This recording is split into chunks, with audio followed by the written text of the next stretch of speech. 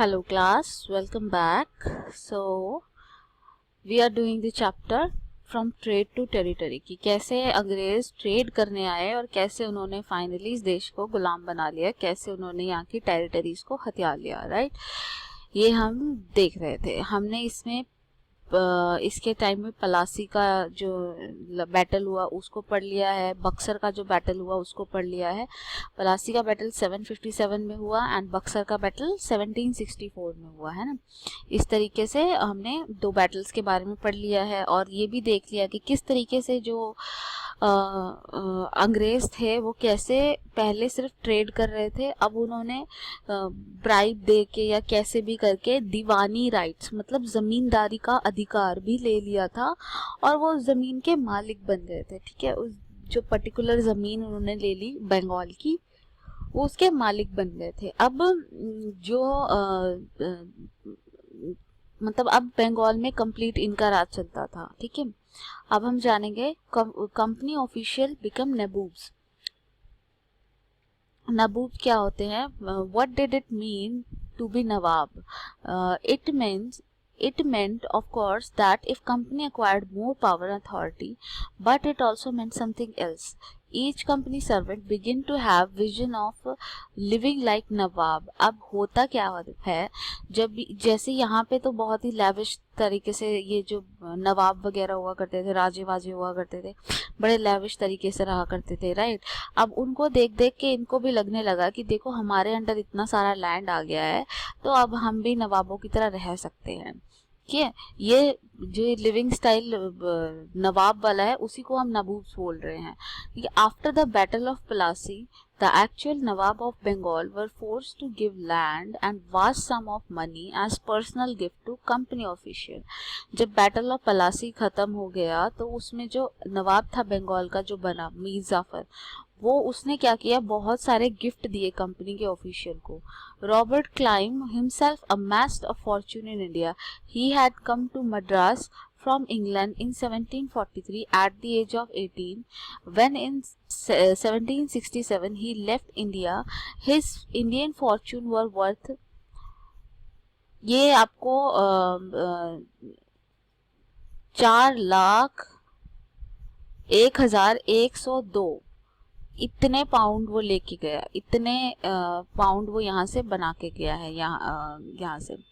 So interestingly, when he was appointed governor of Bengal in 1764, he was asked to remove corruption in the company administration, but he himself was cross-examined in 1772 by the British Parliament, which was suspicious of his vast wealth. Although he was acquitted, he committed suicide in 1774. अब ये Robert Clive का क्या, इसका भी एक interesting कहानी है कि इन्होंने काफ़ी करप्शन किया है, यहाँ बहुत ज़्यादा करप्शन किया है। तो जब ब्रिटिश पार्लियामेंट को इस बारे में लगा कि ओके करप्शन बहुत ज़्यादा हो रहा है, ऐसा क्यों हो रहा है, तो उन्होंने एक कमेटी बिठाई। उस कमेटी ने पाया कि ऐसे करप्शन बहुत ज़्यादा हो रहे हैं, वहाँ पे इंडिया में बहुत ज़्यादा करप्शन हो रहे हैं। ये तो सिर्फ एक सिंपल सा एग्जांपल है कि जो रॉबर्ट क्लाइव है उसको कितना सारा पैसा वो यहाँ से लेके गया है, जबकि वो आया बिल्कुल 18 की एज में, कुछ भी नहीं था उसके पास, बट जाते जाते उसके पास बहुत कुछ था। However, not all company officials succeeded in making money like Clive. सारे के सारे कंपनी ऑफिशियल्स को इतने पैसे नहीं मिले जितने के क्लाइव को मिले। ज़रूरी नहीं है कि इतने ही सबने चुराए। Many died an early death in India due to disease and war, and it would not be right to regard all of them as corrupt and dishonest. हम ऐसा भी नहीं मान सकते कि हर ऑफिशियल जो था वो डिसऑनेस्ट था या हर ऑफिशियल जो था वो करप्टेड था। हो सकते हैं कुछ ऑफिशियल बहुत ही ईमानदार हो, कोई करप्शन ना करते हो सकता है, लेकिन मोस्टली जो थे वो करप्टेड ही थे और वो डिसऑनेस्ट ही थे। Many of them came from humble background and their uppermost desire was to earn enough in India. जो ये लोग हुआ करते थे, इनके डिज़ायर सिर्फ इतनी हुआ करती थी कि इंडिया में आके बहुत सारा पैसा कमा लें और फिर उस पैसे को ले जाए ब्रिटेन में वापस, और फिर ब्रिटेन में जाके अपनी अच्छी सी लाइफ जिए। तो बेसिकली वो यहाँ पे आया करते थे पैसा कमाने के लिए, Those who managed to return with wealth led fleshy lives and flaunted their riches. जो लोग यहाँ से वेल्थ ले जाया करते थे वहाँ पे ब्रिटेन में, वहाँ पे जाकर बड़ी ऐशो आराम की ज़िंदगी जिया करते थे और अपनी मतलब रिचनेस को दिखाया करते थे, भाई हम देखो कितने रिच हैं, हमारे पास बहुत कुछ है, ये सारी चीज़ें क्या करते थे, वेल्दी थे। दे वर कॉल्ड नबूब्स, इन सबको ही नबूब्स बोला जाते थे, जो कि एक्चुअली असली वर्ड नवाब है, तो वो नवाब तो बोल नहीं पाते थे, तो नवाब को नबूब बोल रहे थे, ठीक है। तो नबूब्स हैं जो इन्हीं को बोला जा रहा है कि okay. They often seen as upstarts and social climber in British society and were ridiculed or made fun of in plays and cartoons. ये जो नबूब्स हुआ करते थे इनका मजाक उड़ाया जाता था ब्रिटेन में कि देखो ये करप्शन करके आए हैं, ये तो वहाँ से लूट के आए हैं, ये तो नबूब्स हैं, ये वहाँ से करप्शन करके लाए होंगे चीज़ें। तो इस तरीके से उनका मजाक बनाया जाता था, उनको अच्छा नहीं माना जाता था। कंपनी रूल एक्सपैंड, अब कंपनी का रूल कैसे एक्सपैंड होता है वो देखते हैं। If we analyse the process of annexation of India Indian states by the East Indian Company from 1757 to 1857, certain key aspects emerge. The company rarely launched a direct military attack on unknown territory. Instead, it used a variety of political, economic, diplomatic methods to extend its influence before annexing Indian Kingdom. जो company के बारे में देखने को हमें मिलता है वो ये है कि कभी भी इन्होंने डायरेक्ट हथियार लेके किसी पे नहीं चढ़ गए कि भाई ये राज्य हमें चाहिए, ऐसे नहीं। इन्होंने साम दाम दंड भेद जैसी नीतियाँ की इकोनॉमिक पॉलिटिकल हर तरीके का प्रेशर बना के देखा, हर तरीके से जो राज्य है उनको मनाने की कोशिश करी कि वो कैसे इनको ट्रेड करने दे, इनके अंडर आ जाए, ये सब चीज़ें करने की कोशिश की। अगर वो नहीं मानते थे तो ये डायरेक्ट उसके ऊपर हथियार लेके लड़ाइयाँ कर लेते थे। The Battle of Buxar, the company appointed resident in Indian state. They were political or commercial agent and their job was to serve and further the interest of company. जब से बैटल ऑफ बक्सर हुआ था तो company ने resident in Indian state जितने भी थे उनके अंदर रेसिडेंट्स अपॉइंट कर दिए कि हमारा कि वो एक्चुअली ऑफिशियल हुआ करते थे, अंग्रेज़ों के ऑफिशियल हुआ करते थे। हर एक राज्य में अंग्रेज़ों का ऑफिशियल हुआ करता था। अब वो ऑफिशियल क्या काम करता था, वो करता था कि अंग्रेज़ों का किस तरीके से जो ट्रेड है या जो फ़ायदा है उसको वो कैसे बनाए रखें, इस चीज़ के लिए वहाँ पे रेसिडेंट हुआ करते थे, ठीक है।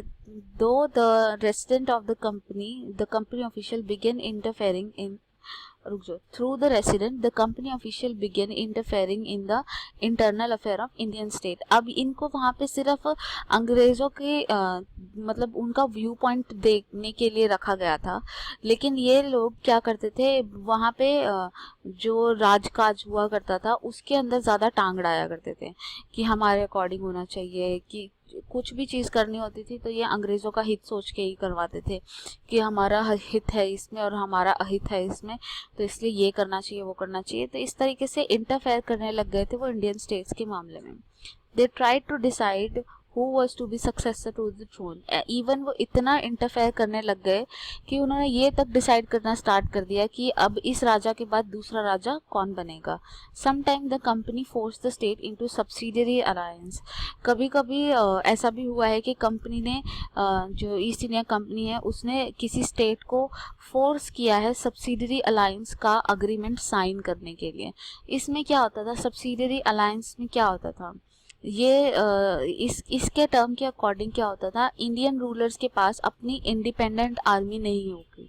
जो इंडियन रूलर्स होंगे उनके पास अपनी इंडिपेंडेंट आर्मी नहीं होगी, वो डिपेंडेंट आर्मी होगी। किस पे डिपेंडेंट होगी, वो डिपेंडेंट होगी अंग्रेज़ों के ऊपर। जो अंग्रेज़ों की आर्मी है वो उस राज्य में रहेगी और उस राजा को उस आर्मी को फीड भी कराना होगा, वेतन भी देना होगा, हर चीज़ करनी होगी, वेजेस वगैरह सारी चीज़ें देनी होगी, पूरा फीड वगैरह करना होगा, खाना पीने का पूरा ध्यान रखना होगा, सब कुछ ये चीज़ें करनी होंगी। तो they were protected by the company but they had to pay for the subsidiary forces that the company was supposed to maintain for the purpose of this protection. तो ये जो सब्सिडरी फोर्स जो मतलब छोड़ के चले जाते थे वो सैनिकों को वहाँ पर, तो इसका पूरा खान पान हर चीज़ की जिम्मेदारी इन लोगों की हो जाती थी, इन जो राजे महाराजे हुआ करते थे. सो ये किस लिए हुआ करती थी? वैसे तो नाम तो दे रखा था कि ये इंडियन प्रोटेक्शन के लिए है, लेकिन एक्चुअली ये वहाँ पे अंग्रेज़ों की प्रेजेंस बनी रहे, अंग्रेज़ों का स्ट्रॉन्ग होल्ड रहे, इसलिए वहाँ पे एक्चुअली रखी जाती थी. If the Indian ruler fail to make the payment then part of their territory was taken away as penalty. अगर मान लो कोई इंडियन रूलर ये पे करने में, जो भी पे करना है उसको कंपनी को, अगर पे नहीं कर पाता है तो क्या होता था, उसके उसकी जो टेरिटरी है, ठीक है, मान लो उसके अंडर 10 गांव है तो उससे एक गांव ले लेते थे, उसकी टेरिटरी छीन लेते थे as a penalty. For example, Richard Wellesley was the Governor General. The Nawab of Awadh was forced to give over half of his territory to the company in 1801. ये बात हो रही है कि जब ये अपने रिचर्ड वेलेस्ली जब गवर्नर जनरल थे तो इन्होंने अवध के नवाब की आधी से ज़्यादा ज़मीन छीन ली थी, इसलिए कि क्योंकि वो पे नहीं कर पा रहे थे. तो okay, Hyderabad was also forced to cede territory on the similar ground. इसी तरीके से हैदराबाद से भी पावर ले ली गई थी. अब यहाँ पे टीपू सुल्तान के बारे में है. टीपू सुल्तान जिसको बोला जाता है टाइगर ऑफ मैसूर, मैसूर का टाइगर, ठीक है, इनको Tipu Sultan. The company resorted to direct military confrontation when it saw a threat to its political और economic interest. This can be illustrated with the case of southern state of India, Mysore. देखो, company direct attack के लिए तभी जाती थी जब उसे लगता था कि अच्छा, अब अगर इन्होंने अटैक नहीं किया तो भाई फिर पूरा का पूरा राज्य खतरे में आ जाएगा. तो इसलिए वो लोग तब ही अटैक किया करते थे जब उन्हें लगता था कि अब अटैक करना नेसेसरी है. अब तो हमें मतलब क्योंकि अदरवाइज जैसे मान लो टीपू सुल्तान है तो इन्हें पता था टीपू सुल्तान अग्रेसिव है, वो और लोगों को साथ में जोड़ लेगा, और अगर वो जोड़ लेगा तो वो जीत भी जाएगा, हो सकता है कि वो जीत जाए, राइट. लेकिन उसको रोकने के लिए, ताकि वो ऐसा ना कर पाए, जीत ना पाए, तो उससे डायरेक्ट वो लड़ने चले गए. अंग्रेज जो थे वो डायरेक्टली उससे लड़ने चले गए. तो इस तरीके से जहाँ पर इनके पॉलिटिकल या इकोनॉमिक मुद्दों को डायरेक्ट सेट हुआ करता था, डायरेक्टली थ्रेटन हुआ करते थे, तो वहाँ पर ये डायरेक्टली जाके लड़ाइयाँ भी कर लिया करते थे, डायरेक्टली लड़ाई कर लेते थे, डायरेक्ट कन्फ्रंटेशन हुआ करती थी. जैसे कि मैसूर का यहाँ पे एग्जाम्पल है.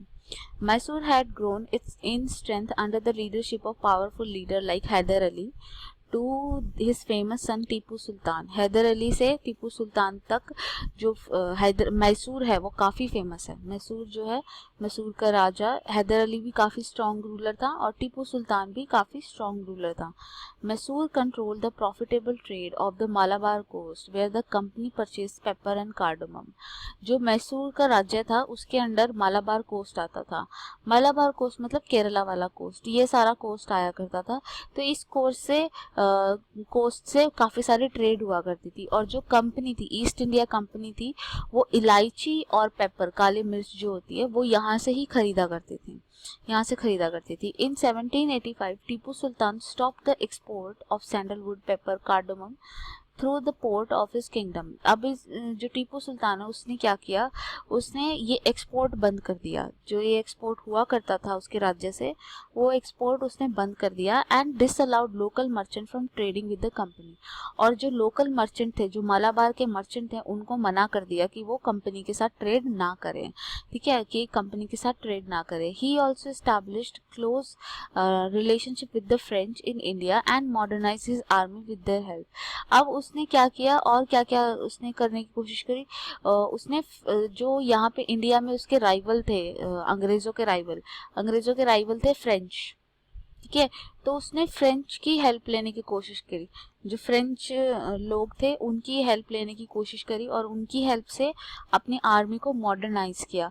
तो इसकी वजह से ऑब्वियस है जो अंग्रेज़ थे वो काफ़ी डर गए. उन्हें काफ़ी लगा कि ये तो मतलब फ्रेंच के साथ भी मिल रहा है और हमें व्यापार भी करने नहीं दे रहा है, कोई ट्रेड वगैरह करने नहीं दे रहा है.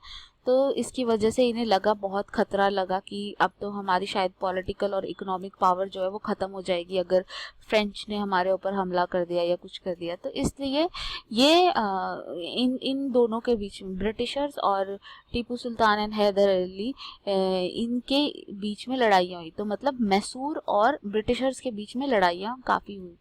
The British were furious. They saw Hyder and Tipu as ambitious, arrogant and dangerous ruler who had to be controlled and crushed. जो ब्रिटिशर्स थे उन्हें लगा कि हैदर अली और टीपू सुल्तान बहुत ही डेंजरस हैं रूलर, क्योंकि वो उसके जो अंग्रेज़ों का रूल है उसको नहीं आने देंगे। तो इसलिए वो उन्होंने सोचा कि हैदर अली और टीपू सुल्तान को तो क्रश कर देना चाहिए। ठीक है। 4 वॉर वर फॉट, इसलिए 4 लड़ाइयाँ हुई है। मैसूर वॉर, 4 वो मैसूर के वॉर हुए हैं, मैसूर की लड़ाई 4 बार, एक बार 67, 69, 80, 84, 1992 एंड 1799, 4 बैटल हुए हैं।